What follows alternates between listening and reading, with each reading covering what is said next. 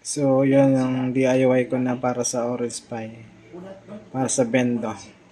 Yan, basic wiring lang yan. Basic wiring. So, ito yung relay niya. Yan. Nakahinang para solid yung contact. So, ito yung para sa Orange Pi. Yan. Yan. Ito naman yung sa coin slot. Yan. Para sa coin slot. Relay.